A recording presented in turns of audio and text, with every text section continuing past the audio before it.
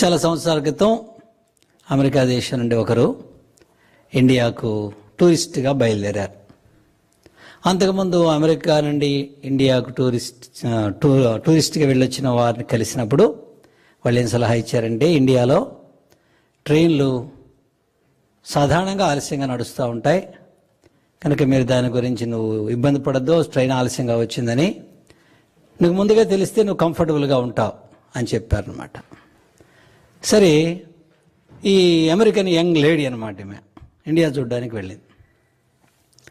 సరే, ఒక స్థలంలో మన గుంటూరు లాంటి స్థలంలో ట్రైన్ టికెట్ కొనుక్కొని హైదరాబాద్కి వెళ్ళాలనుకొని స్టేషన్లో నిలబడిందనమాట. ప్లాట్ఫామ్ మీద అనౌన్స్ చేశారు. ట్రైన్ ఖచ్చితంగా వచ్చేసింది. ఈ యంగ్ లేడీ ఆఫ్ అమెరికన్ కదా, ఇండియా కదా, సంతోషం పట్టలేక డ్రైవర్ దగ్గరికి వెళ్ళి కిస్ పెట్టేసి, thank you for running the train in time, ఎంత ఖచ్చితంగా తీసుకొచ్చినావు అని అంటే, అప్పుడు ఆయన అన్నాడు, I'm sorry madam, this is yesterday's train అన్నాడు. సో 1 hour అనేది అసలు ఇండియన్స్కి అది లేటేగా, వీఆర్ ఇండియన్స్ కదా, మనకు 1 గంట అంటే అసలు విలువ ఉందా? మనకి గంట అంటే అసలు అది ఏదైనా ఒక రోజు ఆలస్యం అయితే వాళ్ళకి మనం సారీ చెప్దాం. మన అలవాట్లు అన్నీ అంతే కదా, మనం రావడం ఆలస్యమే, పోవడం కూడా ఆలస్యమే. సో ఎనీహౌ, ఇప్పుడు ఫ్యామిలీ టాపిక్లో కొన్ని ప్రశ్నలు అడిగారు. ఇవన్నీ కూడా వెరీ ప్రాక్టికల్. ముఖ్యంగా ఇంకొక ప్రశ్నకి జవాబు చెప్పి నేను ముందుకెళ్తాను. How to deal with the in laws. ఇది చెప్పిన తర్వాత అసలు టాపిక్లోకి వెళ్తాను.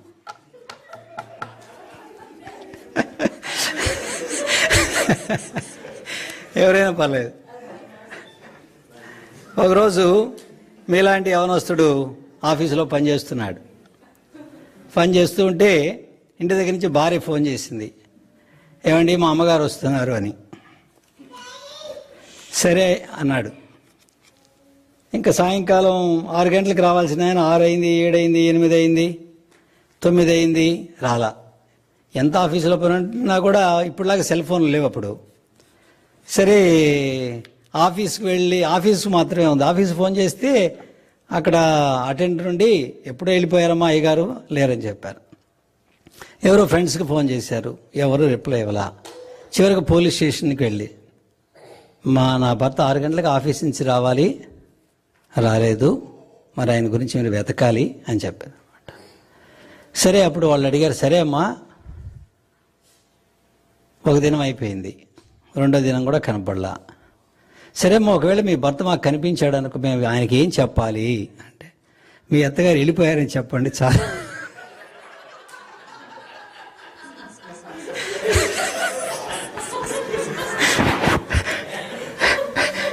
That is called mother in law syndrome. So vice versa. ఇవన్నీ కూడా ముఖ్యంగా ఇండియన్ కమ్యూనిటీ, ముఖ్యంగా తెలుగోళ్ళ మధ్య ఉన్న తెగులు. మన తెలుగులోళ్ళకి ఈ తెగులు చాలా ఎక్కువ ఉంది.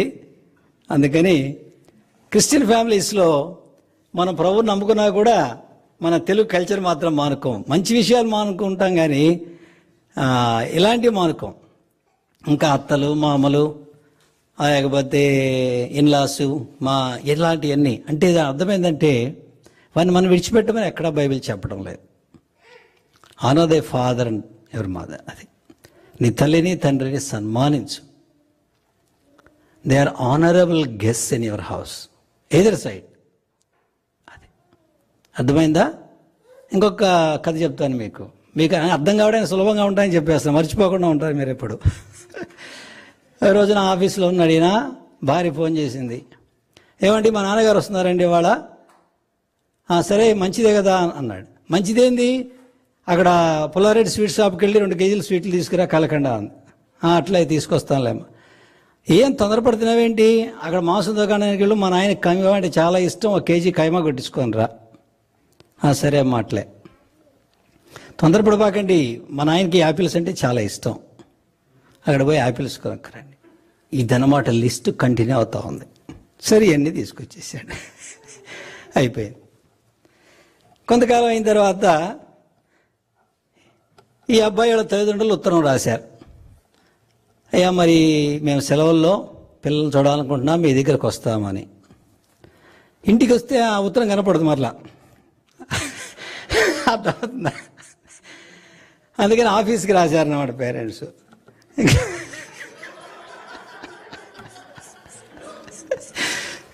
సరే ఇంక ఇప్పుడు ఇంటికి వచ్చినప్పుడు చెప్పాలి కదా, మరి ఆ అమ్మ నాయన వస్తే ఏదో నిదానంగా ఏదో భోజనం చేసేటప్పుడు మేడం గారు మూడు బాగుందో చూసి గమనించి, ఏమండి మేడం మరి ఇంటి దగ్గర నుంచి ఉత్తరం వచ్చింది, ఎక్కడి నుంచి అండి?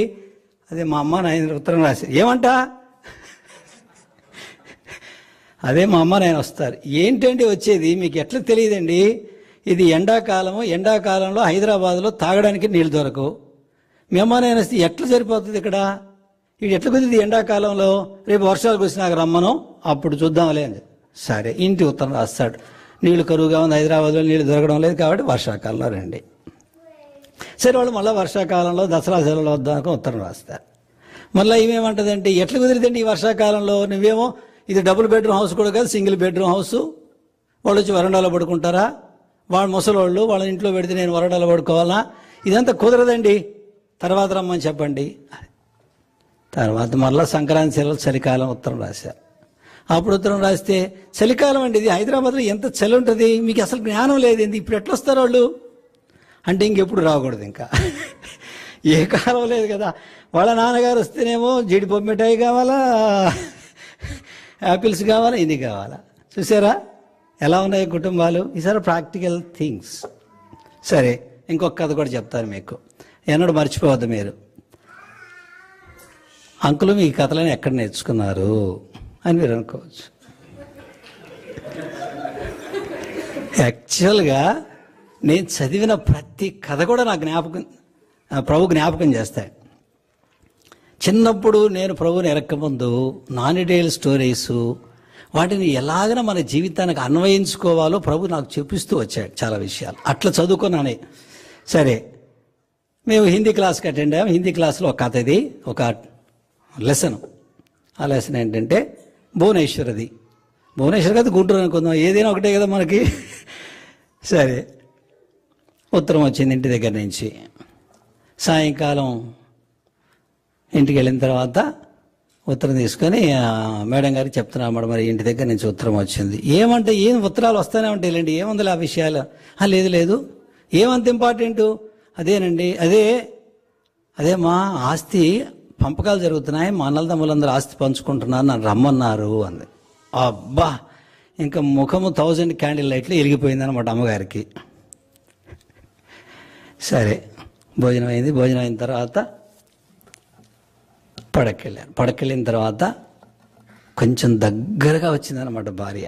వచ్చి, ఏమండి ఎంత వస్తుందండి మనకు ఆస్తి అక్కడ? సరే ఎంత చెప్తా చూడండి, మీరు సైకిల్ మీద పోతా ఉన్నారు, పూర్వకాలంలో అండి, ఇప్పుడంతా సైకిల్ కాదు కదా, మన దగ్గర కూడా 2 వీలర్స్ కార్లు వచ్చినాయి.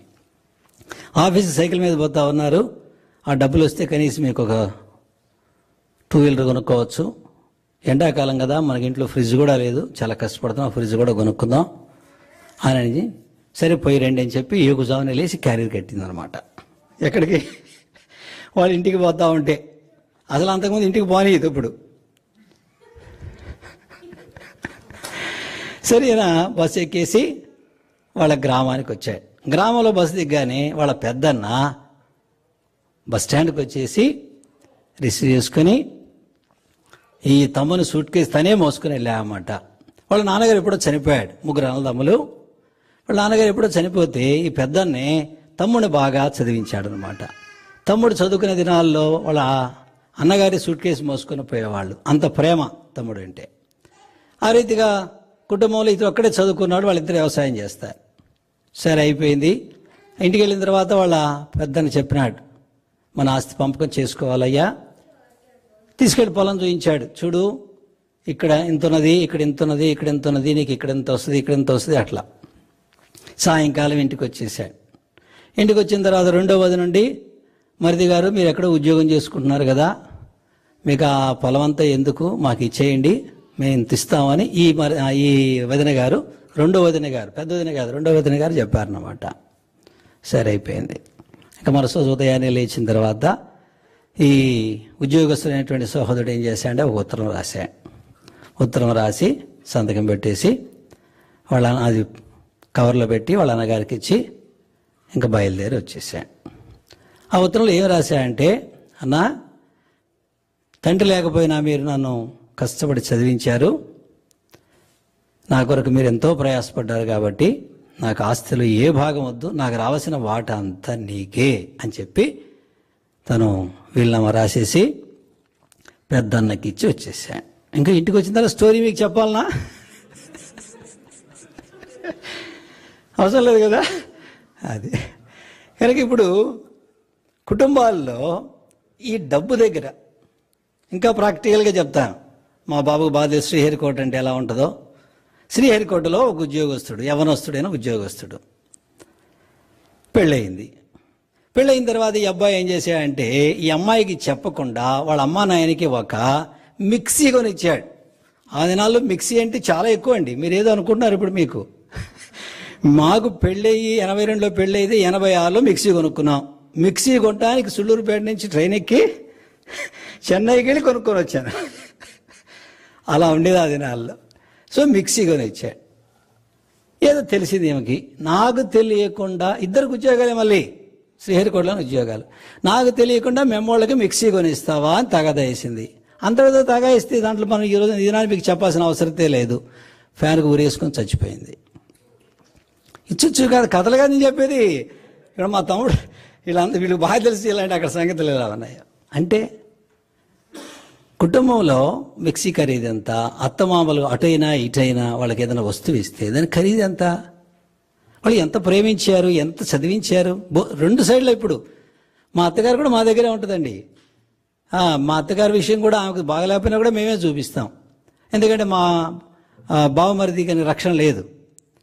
ఎందుకు చెప్తానంటే మేము రెండు వైపులా ఈ రోజు వరకు మా నాన్నగారికి 85 ఏళ్ళు 86 ఏళ్ళు ఉంటాయి, మా అమ్మగారికి 75 ఉంటాయి, మా అత్తగారికి కూడా 75 ఉంటాయి. వీళ్ళ యొక్క యోగక్షేమాలు మేమే చూస్తాం. ఎందుకు ఈ మాట చెప్తున్నామంటే వాళ్ళని చూడడం ద్వారా గొప్ప ఆశీర్వాదం మా పిల్లలకు కలిగింది. అది వృద్ధాప్యంలో ఉన్న తల్లిదండ్రుల యొక్క కన్నీళ్లు మనకు మంచిది కాదు. వారు సంతోషంగా ఉంటే మన బిడ్డలకు ఆశీర్వాదం ఉంటుంది. అది కనుక వారి ముదిమెందు నిర్లక్ష్యం చేయకూడదు. వారికి ఆహారము, వస్త్రం ఇవ్వాలి. అయితే డెసిషన్ మేకింగ్లో వచ్చేటప్పటికి మీరిద్దరే. Don't get influenced by mother in law or father in law or your mother or her mother is mother your mother. They are honourable guest, that's all. ఏదైనా మీరు డెసిషన్ చేయాలి అనుకుంటే మీ ఇద్దరు కూర్చోండి, ప్రార్థన చేయండి. ప్రభు ఏం చెప్తున్నాడు, ప్రభు వాక్యం ఏం చెప్తుంది. ఒకవేళ మీకు తెలియకపోతే పెద్దలైనటువంటి సహోదరులు, మాకు వివాహమై 33 సంవత్సరాలు, మా జీవితంలో కూడా కొన్నిసార్లు డిఫరెన్సెస్ వచ్చినాయి. ఏది చిన్న చిన్న విషయాల్లో కాదు, ఇల్లు కట్టే విషయంలో డిఫరెన్స్ వచ్చింది మా ఇద్దరికి. మాది ఒంగోలు జిల్లాలో, మాది ఒక పల్లెటూరు, వీళ్ళదేమో ఒంగోలు దగ్గర. వీళ్ళు ఒంగోలులో ఉన్నారు. ఏమంటుంది, ఒంగోలులో కొందామంటుంది స్థలం. ఒంగోలులో స్థలం కానీ ఒంగోలులో ఇల్లు కడదాం ఉంటుంది. నేనేమంటానంటే ఒంగోలులో ఇల్లు కట్టేంత డబ్బులు మన దగ్గర లేవు కాబట్టి మాది ఒక చిన్న పల్లెటూరు, మండల కేంద్రం మార్టూరు అని, అక్కడ కొనుక్కుందాం నేను, అక్కడ ఇల్లు కడదాం నేను. మా ఇద్దరికి డిఫరెన్స్ ఆఫ్ ఒపీనియన్ వస్తే, ఎందుకు మేము గవర్నమెంట్ ఉద్యోగస్తులం కదా, మాకు ట్యాక్స్ బెనిఫిట్స్ వస్తాయి. ఎప్పుడైతే మాకు ఈ డిఫరెన్స్ వచ్చిందో ఫైనల్గా మేమేం కంక్లూషన్కి వచ్చామనంటే, let us not have a home, have a house. మనకి ఇల్లు కట్టుకోవద్దు, ఏమొద్దు. మేము రిటైర్ అయ్యే వరకు ఇల్లు లేదండి, ట్యాక్స్ కడతానే వచ్చాను నేను. ఎందుకు చెప్తానంటే మనకు డిఫరెన్స్ ఆఫ్ ఒపీనియన్ కలిగి ఆస్తి కలిగి ఉండేదానికంటే ఆస్తి లేకుండా సమాధానంగా జీవించడం అనేది ప్రాముఖ్యం. చిన్న చిన్న విషయాల్లో రోజు డిఫరెన్స్ వస్తుంది. ఏమండి టీ తాగుతారా అని, కాఫీ తాగుతా, దట్ ఈస్ కామన్. దాంట్లో అదేమో పెద్ద నష్టమే లేదు వాటిల్లో. అయితే మేజర్ థింగ్స్లో డిఫరెన్స్ వచ్చినప్పుడు నువ్వు తూకం వేసుకోవాలి ఎప్పుడు. Which is valuable, my relationship with my spouse, is it valuable or attaining this property is valuable. అది అట్లా మన కుటుంబాల్లో, ముఖ్యంగా క్రైస్తవ కుటుంబంలో సమాధానాన్ని కాపాడుకోవాలి. లేకపోతే మనం ఆత్మీయంగా నష్టపోతాం, మనం చూసిన వారు కూడా మరి నష్టపోతారు, ప్రభు నామాన్ని కూడా అవమానం కలుగుతుంది. మరి ఈ words of wisdom on marriage is a biblical perspective. చాలా స్థలాలకు మేము దేవుని సేవకులుగా వెళ్తూ ఉంటాం, యవనస్తుల కూటాల్లో వాక్యం అందిస్తుంటాం కాబట్టి ఇలాంటివి తయారు చేసుకున్నాం. లాస్ట్ ఇయర్ ఒక యూత్ కాన్ఫరెన్స్లో ఈ మెటీరియల్ తయారు చేసాం. అప్పటి నుంచి ఆయా సమయాల్లో ప్రభు ఇచ్చిన కొలది చెప్తూ ఉంటున్నాం. ఇప్పుడు ఇందులో 2 భాగాలు ఉన్నాయి. Choosing your life partner. కనుక మీలో చాలామందికి అవసరం లేదు, ఒకరిద్దరు ఉంటారు, సమయం లేదు కాబట్టి ఆ విషయాలు చెప్పడం లేదు. రెండవ మాట ఏంటంటే how to dwell with the partner. బైబిల్లో మీరు చూస్తే డ్వెల్, DWELL, డ్వెల్ అనే పదానికి సాధారణంగా I live with my wife అంటావు, I live with my parents అంటావు. ఈ రెండు ఒకటే కాదు. నేను ఇంగ్లీష్ పండితుడిని కాదు, నేను తెలుగు మీడియం వాడిని. కానీ బైబిల్ చదువుకున్నాక నేర్చుకున్నా ఈ సంగతులని. I live with your friends, I live with my friend, I live with my brother, with my parents is different. I dwell with my wife, that is dwelling. Bible అదే పదం వాడబడింది. బైబిల్లోనే చెప్తున్నాను అన్నమాట. Behold the habitation of God, he dwells with them. ఆయన వారితో కాపురం ఉండును. చూడండి, ఇందాక మనం చదువుకున్నాం కూడా ప్రకటన 21. కాపురం, భార్య భర్త కలిసి ఉండేదాన్ని కాపురం అంటారు. ఏందమ్మా మీ అమ్మాయి కనపడడం లేదు, మా అమ్మాయికి పెళ్ళైపోయింది కాపురానికి పోయింది అంటారు. ఏమమ్మా మీ అబ్బాయి కనపడడం లేదు, కాపురానికి పోయినా అనడు, అమ్మాయి వెళ్ళిందంటారు. అంటే భార్య భర్త ఇద్దరు కలిసి జీవించేదాన్ని కాపురము అంటాం, డ్వెల్లింగ్. యాక్చువల్గా ఇది సైంటిఫిక్ భాషలో కూడా ఇది వాడతారు. సరే, ఆ విషయాలు ఇప్పుడు నేను చెప్పదలుచుకోలేదు.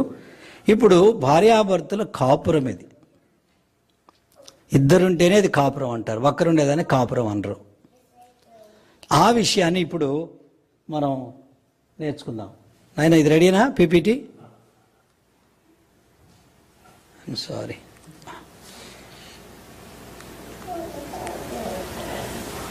Living, actual word dwelling with the life partner. 1 Peter chapter 3 verse 7 చదవండి. ఎవరైనా ఒకరు దయచేసి చదవండి. ఇంకొక మనకు 10 నిమిషాలు ఉంది, ఆ తర్వాత క్వశ్చనరీకి వెళ్తాం.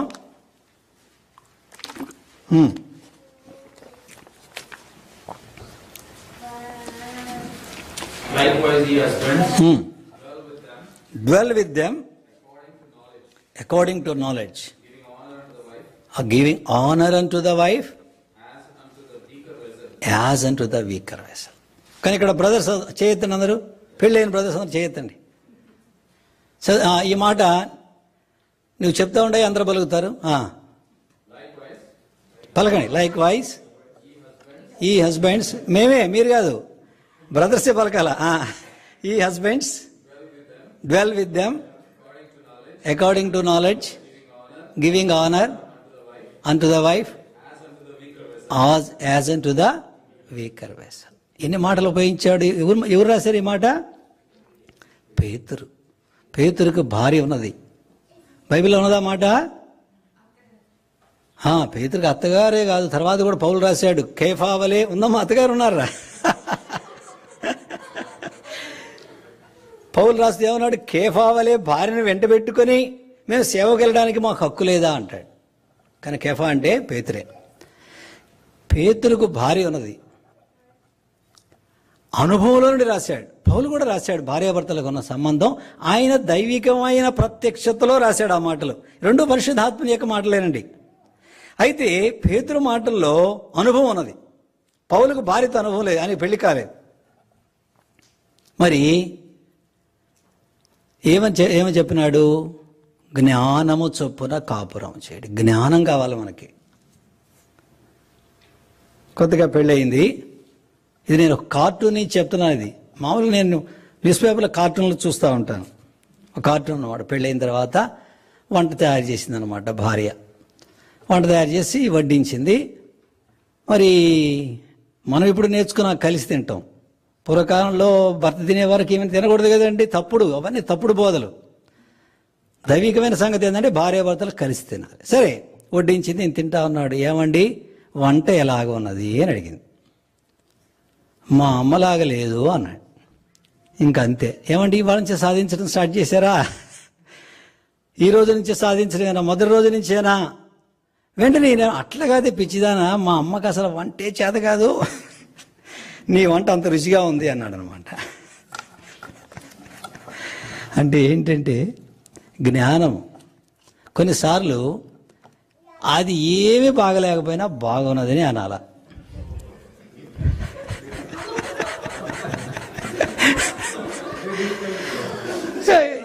See, you need wisdom. Otherwise, it's a weaker vessel. Difficult problem. సాధారణంగా మన వాళ్ళందరూ సిస్టర్స్ రిట్రీట్ ఏర్పాటు చేస్తారు, బ్రదర్స్ రిట్రీట్ ఏర్పాటు చేయరు. బ్రదర్ ఇప్పుడు ఏర్పాటు చేశారా? చేయలా. రాయిచోటికి పోయినప్పుడు బ్రదర్స్ రిట్రీట్ పెట్టానయ్యా నేను, మీ నాయన వాళ్ళని అడుగురు పోయినప్పుడు. ఇలా ఫ్యామిలీ చాలా పెద్దది, 7-8 మంది బాబాయిలు ఉన్నారు ఆయనకి. అట్లా చాలామంది. ఆ రిట్రీట్ అయిపోయిన తర్వాత మరుసటి రోజు సిస్టర్స్ వచ్చి, అన్న ఏం చెప్పారన్నా నిన్న, మా ఆయనలో ఎంత మార్పు వచ్చిందన్నా. అది నిజంగా మన బ్రదర్స్కి చాలా విషయాలు తెలియదు అనమాట. అందుకని కుటుంబంలో కలలు తెచ్చుకుంటున్నారు. నిజంగా బ్రదర్స్కి రిట్రీట్ కావాలి, ప్రతి ఊళ్ళో కూడా కావాలి. సిస్టర్స్ రిట్రీట్ పెడతారే కానీ బ్రదర్స్కి రిట్రీటే ఉండదు. వాళ్ళకి ఏం చెప్పరు అసలు. వాక్యం భార్యతో ఎలాగ మాట్లాడాలో కూడా తెలియదు వాళ్ళకి. అది జ్ఞానం అంటే ఏంటి? సన్మానించడం అంటే ఏంటి? Weaker vessel. అక్కడ తెలుగులో ఏమన్నదంటే బలహీనమైన ఘటం. ఘటం అంటే ఏంటి బాబు? కుండ. అది స్టీల్ బిందె కాదు, పగలేస్తే మళ్ళా చుట్టూ తీయించుకోవడానికి. ఇత్తడి బిందె కాదు, కుండ. కోపం వచ్చి కుండ పగల కొడుతుంది, ఏమవుతుంది? నీకు ఎక్కడి నుంచి వస్తాయి చల్లని నీళ్ళు? ఎక్కడి నుంచి వస్తాయి? ఎవరిస్తారు? బైబిల్లో ఉన్నది, నీ కుండలోనిది నీవే త్రాగుము అని. కుండ చల్లటి నీళ్ళు వచ్చేటువంటిది. కనుక నీ భార్య అలాంటి వస్తువు, విలువైన వస్తువు, బట్ ఇట్ ఈస్ ఫ్రెజైల్. మరి ఫ్రెజైల్ మీరందరూ చూసే ఉంటారు కదా, దిస్ ఇస్ ఫ్రెజైల్, దీన్ని ఇట్లా దుల్లించకూడదు, ఇట్లా బోళించకూడదు. కనుక బలహీనమైన ఘటం సన్మానించాలంట, సన్మానించాలి. అది కనుక మనం నేర్చుకోవాల్సినటువంటి సంగతి ఏంటంటే, వాళ్ళు ఏం తయారు చేసినా ఇట్ ఈస్ వెరీ టేస్టీ అది అనాలయ్యా. సరే, నిజంగానే అది బాగలేదనుకో, అప్పుడు చెప్పకూడదు. ఒక వారం అయిన తర్వాత అప్పుడు కూర్చోబెట్టి చెప్పాలి. ఉప్పు it's not lying brother, how you say it is lying? ఇప్పుడు ఏంటంటే రుచి అనే దానికి it is only a relative taste, it no absolute thing కదా. ఇప్పుడు ఏదైనా నీకు చికెన్ బిర్యానీ చేశారు, ఇది 100% కరెక్ట్ ఏమో చెప్పలేం కదా. ఇది 40% టేస్ట్ ఉండొచ్చు, 30% ఉండొచ్చు. లై కాదు అది. అదేంటంటే జ్ఞానం అంటారు దాన్ని. కనుక అది పొరపాటు జరిగింది, ఉప్పు వేయలేదే అనుకో, లేకపోతే కారం ఎక్కువ వేసారే అనుకోండి, ఇక్కడ మనము వాళ్ళని అఫెండ్ చేసి, పైగా ఏంటి వాళ్ళు ఎంత కష్టపడ్డారు. ఈ see their labour in the kitchen. ఆ వేడిని తట్టుకొని నీకు ఆహారం తయారు చేసి సిద్ధపడి తీసుకొచ్చారు. అంటే మీకు తెలియదుగా, ఇప్పుడు ఇండియాకి పోతే ఇద్దరు పోతుంటారు. మామూలుగా మన దేశంలో ఏం చేస్తారు? అత్తగారింటికి పిల్లల్ని వేసుకుని వెళ్ళిందా లేదా హాలిడేస్కి వాళ్ళ అమ్మాళ్ళ ఇంటికి, అప్పుడు ఈ సంగతి చూడాలా, పోయి చేయగాల్చుకుంటాడు, హోటల్లో తిని హాస్పిటల్ అడ్మిట్ అవుతాడు కదా.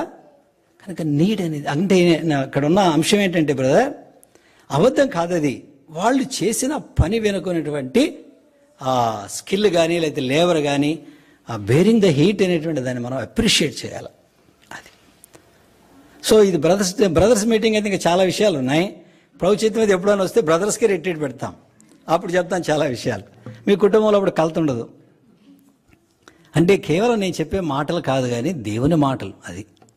సో ఈ రీతిగా మనం ఏంటంటే జ్ఞానము చొప్పున కాపురం చేయాలి. బలహీనమైన ఘట్టము అది. కనుక పరిశుద్ధాత్ముడు పేతురు ద్వారా ఆ మాట చెప్పాడు. ఆయన భార్య ఎలాంటిదో తెలుసా? చరిత్రలో ఏం చెప్తున్నారంటే, పేతురుని సిలువ వేయడానికి తీసుకొని పోతూ ఉంటే భార్య కూడా వెంట వెళ్ళిందంట. వెంట వెళితే పేతురుండి తన భార్యల సానుభూతితో, దుఃఖంతో, మరి నువ్వు ఎలాగ బ్రతుకుతావో అనని ఆ రీతిగా మాట్లాడుతుంటే భార్య అన్నదంట, ప్రభువు కొరకు నీ హతసాక్షి అవుతున్నావంటే నాకు ఎంత సంతోషమో, ఇది ఎంత ధన్యత నాకు, నా భర్త హతసాక్షి అయినాడనేటువంటి ఆ సంతోషంతో నా జీవితం అంతా గడుపుతానని చెప్పిందంట. అంటే ఆమె ఎంత ఆత్మీయురాలు ఒకసారి ఊహించుకోండి.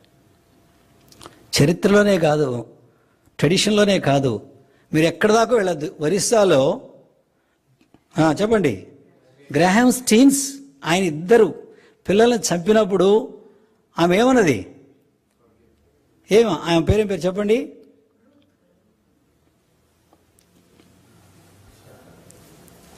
నేను ఆమె కలిసినాను కూడా, మర్చిపోయిన ఆమె పేరు. సరే చెప్తాను. ఆమె ఏమన్నది? There is agony in my heart but there is no angry in my heart అంది. ఐ ఫర్గివ్ దెమ్ అంది, but the law of the land will take care of things. అది నా పని కాదు కదా. చూసావా ఎంత ధైర్యంగా. ఆ తర్వాత మేము వెళ్ళి ఆమెను కలిసాము, గంట సేపు ఆమెతో ఉన్నాము అని ఆమె చెప్పిన మాటలు, నేను కొంతమంది సహోదరులు వెళ్ళాము దగ్గరికి ఆమె చూడడానికి, ప్రత్యేకంగా వెళ్ళాం. మరి అంత ఆత్మీయమైనటువంటి ఉన్నత స్థితిలో ఉన్నవారు అయినప్పటికీ వారు బలహీనమైన ఘట్టము అనే విషయాన్ని ఎన్నడూ మర్చిపోవద్దు. అది కనుక ఆ రీతిగా జ్ఞానంతో కాపురం చేయాలి అనేటువంటి విషయాన్ని ఇక్కడ పేతురు రాస్తూ ఉంటున్నాడు.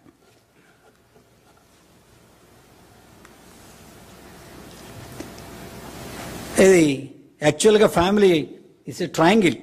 You are not to God or our Lord Jesus, the husband and the wife, these three make the triangle, three make the family.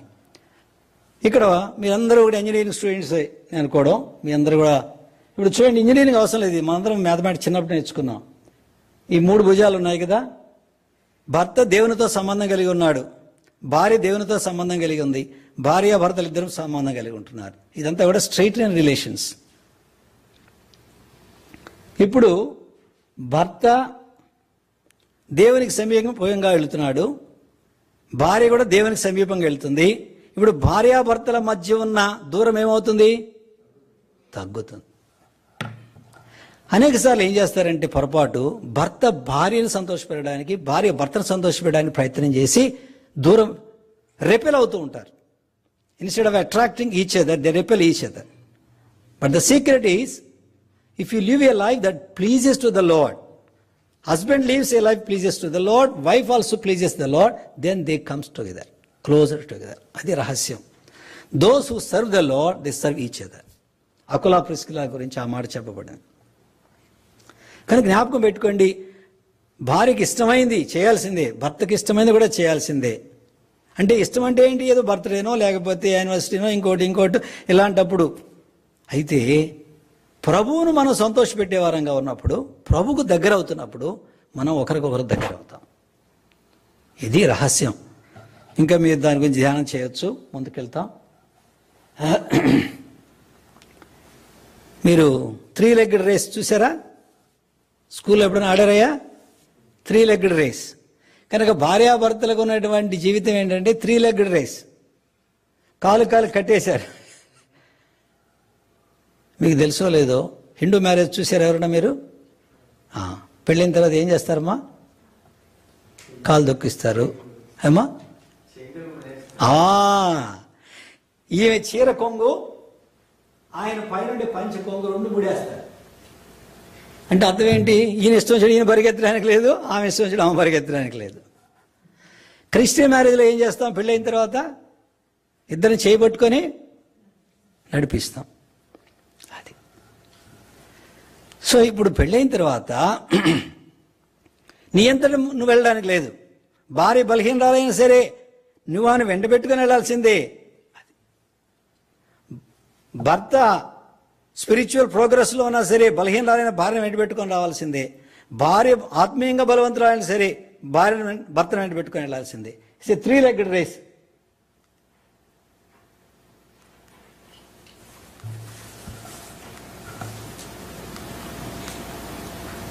చూడండి, ఇక ఆయన ఫాస్ట్గా నడిచే వ్యక్తి స్లోగా నడుస్తుంది, ఆమె నోరు నిలబెడుతుంది. అయితే ఆమె పడిపోకుండా ఏం చేస్తున్నాడు, చెయ్యి భుజానేసి ఆదుకుంటున్నాడు. అది వాకింగ్ టుగెదర్ అంటే. అది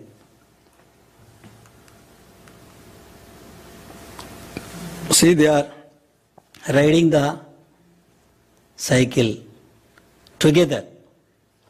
2 pedals ఉన్నాయి. Unidirectional force, resultant force. ఏంటి తెలుసు కదా, మనందరికి మ్యాథమెటిక్స్ చదువుకున్నాం కదా. 2 ఫోర్సులు ఒకే ఉండి యాడ్ అవుతాయి. అది సో ఫ్యామిలీ అంటే అది. ఇద్దరు ప్రభువును సంతోషపరుస్తూ వెళ్ళినప్పుడు ఇద్దరు సంతోషంగా ఉంటారు, ఇద్దరు ముందుకు సాగిపోతారు. యూనిడైరెక్షనల్ ఫోర్స్ అది. ఇది చూడండి ఎలా ఉంది. తెలుగులో ఒకరు ఎడ్డం అంటే ఒకరు తెడ్డం అంటారంట. Different directions. That is the problem in the families nowadays. Both wanted to do their will. Yes, నా మాటే వినాలా, నా మాటే వినాలా. ఎందుకు వస్తుంది ఇక్కడ? Because we're not giving place to the Lord. We're not taking the advice of the Lord. అది అర్థమైందా? కనుక ఈ ఫ్యామిలీ కాన్ఫరెన్స్లో నా భార్య పక్కనే ఉంది. మేమేమి దేవదూతలమే మీకు చెప్పడం లేదు ఈ మాటలు. We're having many differences but we resolve it. ఇందా చెప్పాను, ఇల్లే లేదు మాకు. అది ప్రభుత్వానికి ట్యాక్స్ కడతానే వచ్చాను, 20 ఏళ్ళు ట్యాక్స్ కట్టాను, పర్వాలేదు. ఎందుకంటే మనకు కావాల్సింది ప్రాముఖ్యమైనది ఏంటంటే, మనకు అసమాధానం అంటే సంఘం అసమాధానం వస్తుంది.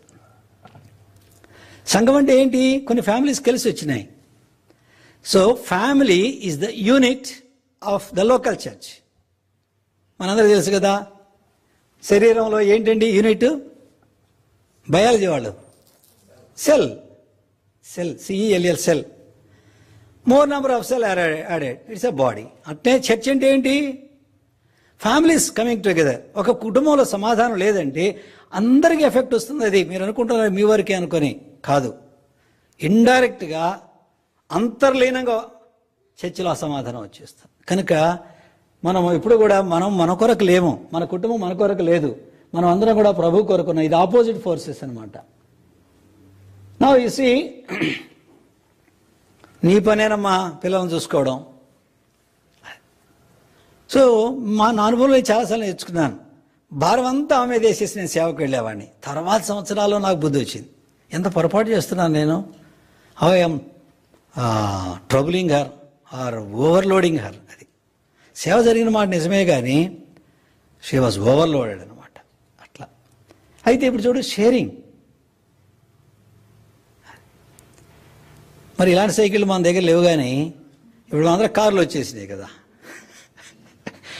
అది కారున్నా సరే, ఒక డ్రైవ్ చేస్తున్నాను అనుకోండి, బెల్ట్ వేసి పెట్టడం, కూర్చోబెట్టడం ఇంకొక రెస్పాన్సిబిలిటీ కాదు, 2 నువ్వే చేయి. భర్త ఏమో భార్య చెప్తాడు, నువ్వే కారు నడపాలా, నువ్వే బేబీ సీట్ వేయాలా. లేకపోతే ఇంకొక ఇంట్లో భార్య చెప్పింది, నువ్వే నడపాలా, నువ్వే సీట్ వేయాలా. అది that is not the thing. Sharing.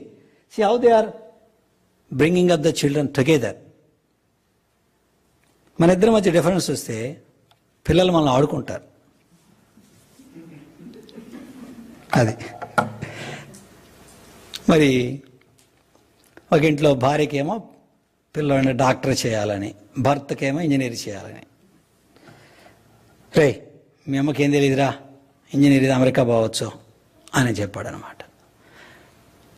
వాళ్ళ అమ్మంది, మీ నాయనకి ఏం తెలుసురా, అమెరికాలో అక్కడ పోతే అంట్లు తోముకోవాలరా ఇంజనీర్ అయినా కదా. It's good, it's not a wrong thing.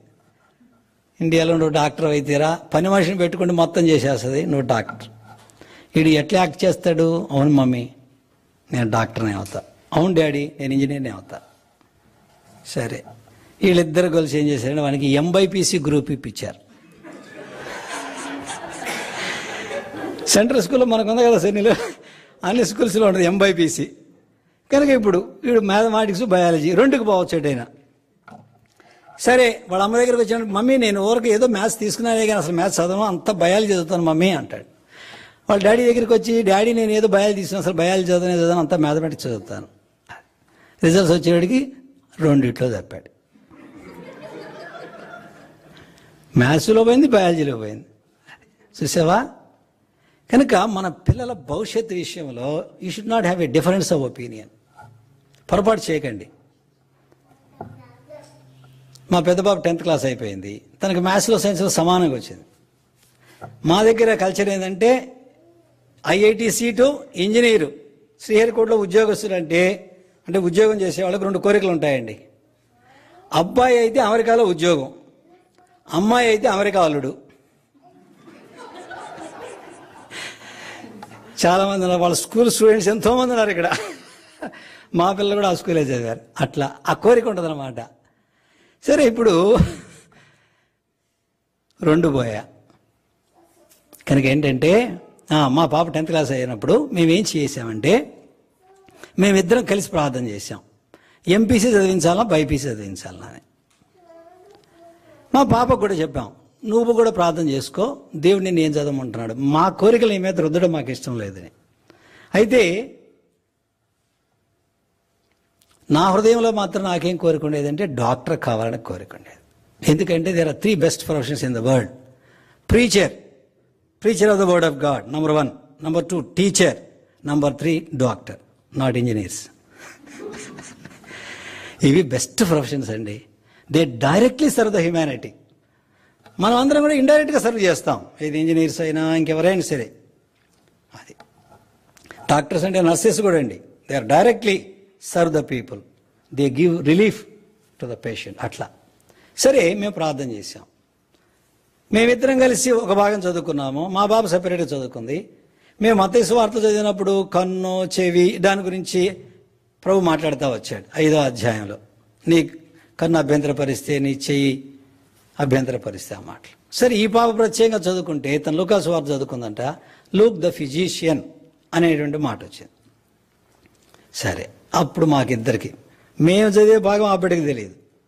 అట్లా మేము బైపీసీ గ్రూప్ ఇప్పించాం. సరే, ఇప్పిస్తే ఫస్ట్ ఇంటర్మీడియట్తో డైరెక్ట్గా సీట్ రాలా, ఫస్ట్ లాంగ్ టర్మ్ సీట్ రాలా. అప్పుడు మాకు అనుమానం వచ్చింది, అసలు మనం పొరపాటు చేసామా, ఈజ్ ఇట్ రైట్? ఎందుకంటే మా దగ్గర ఇప్పుడు కూడా మా పాప క్లాస్మేట్స్ ఇంజనీర్లు అయిపోయి అమెరికాకు వచ్చి చాలా సంపాదించేశారు. ఇప్పుడు మా పాప పీజీ చదువుతుంది ఇక్కడ. సరే, 2వ సంవత్సరం సీట్ వచ్చింది తనకి. ఆ రీతిగా గుంటూరు మెడికల్ కాలేజీలో మెడిసిన్ చేసింది, ఇక్కడికి వచ్చింది. ప్రభు దయ వల్ల పీజీ చేస్తుంది ఇప్పుడు. ఎందుకు చెప్తున్నారంటే ప్రభు యొక్క ఏర్పాటేంటో మనం ఎరిగినప్పుడు మనకు ధైర్యం కలుగుతుంది. అది వెంటనే నెరవేరకపోయినప్పుడు మనం నిరుత్సాహపడే మాట నిజమే, అయితే ప్రభు నమ్మదగినవాడు. అట్లా కనుక మీ పిల్లల భవిష్యత్తు విషయంలో ఇండిపెండెంట్ డెసిషన్లు చేయొద్దండి. So bringing up together in the fear of the lord.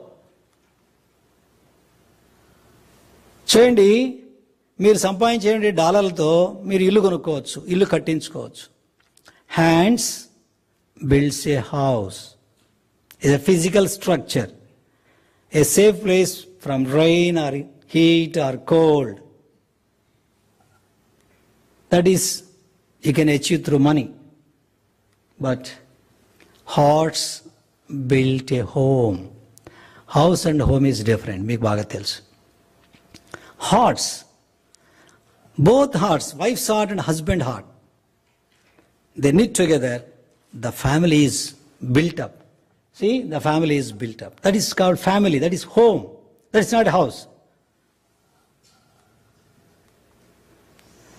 It takes hands to build house, but only hearts can build a home. మీ అమ్మగారు, మీ నాన్నగారు నీకు ఇల్లు కట్టించవచ్చు, ఇల్లు కట్టించి ఇవ్వచ్చు, ఇచ్చున్నారు కూడా, కానీ నీ కుటుంబాన్ని మాత్రం వాళ్ళు కట్టలేరు.